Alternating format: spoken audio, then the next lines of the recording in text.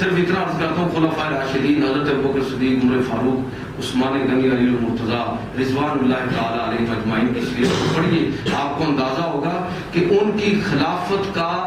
بنیادی اور مرکزی مقصد ہی یہ ٹھہرا کہ لوگوں کو فیسیلیٹیٹ کرنا ہے، لوگوں کو زیادہ سے زیادہ اکاموڈیٹ کرنا ہے، اور وہ اس معاملے میں اس حد تک گئے ہوئے تھے کہ راتوں کو اٹھ کر گشت ہو رہے ہیں، لوگوں کے بارے میں معلومات لی جا رہی ہیں، فہرستیں بن رہی ہیں، اور اس میں صرف مسلمان ہی نہیں غیر مسلموں تک کو وظائف دیے جا رہے ہیں۔ تفصیلات آپ سیرت کی کتابوں میں پڑھ سکتے ہیں۔ حضرت عمر رضی اللہ تعالیٰ عنہ نے ایک غیر مسلم تھا عیسائی، اس کو بڑھاپے میں بابا جی مانگ رہے تھے، پوچھا کہ کیوں مانگ رہے ہو؟ کہنے لگا کہ خلیفہ کو ٹیکس جمع کروانا ہے 2 درہم یا جتنا بھی تھا۔ تو فرمایا کہ اچھا تو تم مانگ کیوں رہے؟ کہا جی میرے پاس ہے کوئی۔ اسی وقت اعلان کر دیا کہ آج کے بعد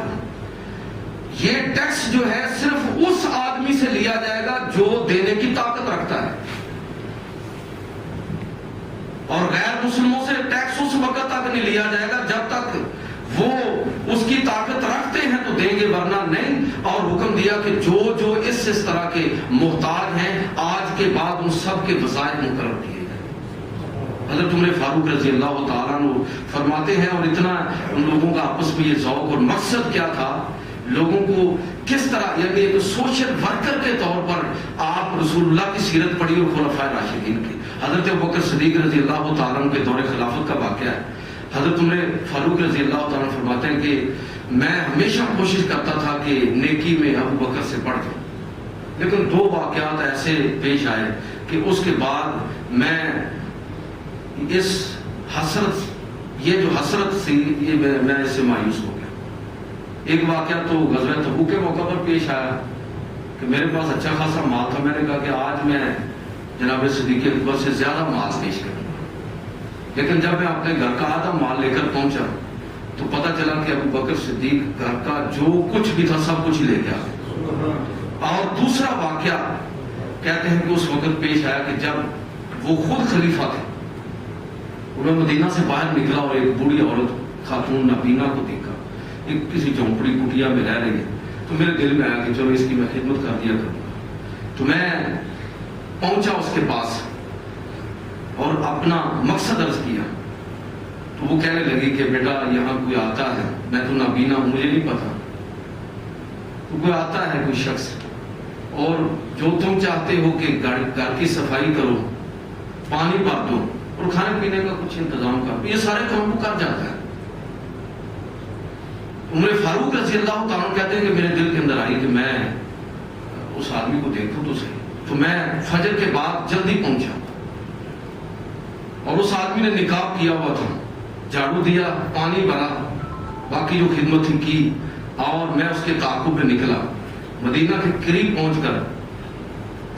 عمر فاروق رضی اللہ تعالیٰ کہتے ہیں کہ جب میں نے دیکھا کہ وہ شخص جس نے اپنا نقاب اتارا ہے وہ ابوبکر صدیق رضی اللہ، یہ ہے خلافت۔ مدنی ریاست کو اگر ہمارے حکمران رول ماڈل بنانا چاہتے ہیں تو ان کے لیے صرف ایک ہی چیز ہے کہ مدنی ریاست کا بنیادی پیغام یہ ہے کہ عوام کی خدمت کے اندر جت جاؤ،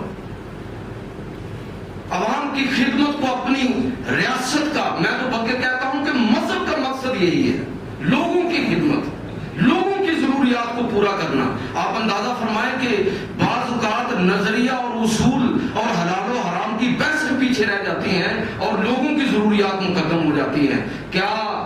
اگر کوئی آدمی موت سے دو چار ہو رہا ہو،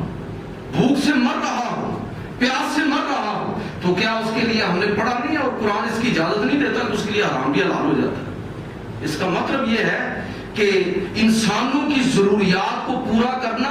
اللہ اپنے حکم کو معطل کر دیتا ہے کہ پہلے لوگوں کی ضرورت پوری ہوگی اور اس کے بعد میرا حکم نافذ ہوگا۔ یہ بنیادی مقصد ہے، مدنی ریاست کا پیغام یہی ہے۔ اور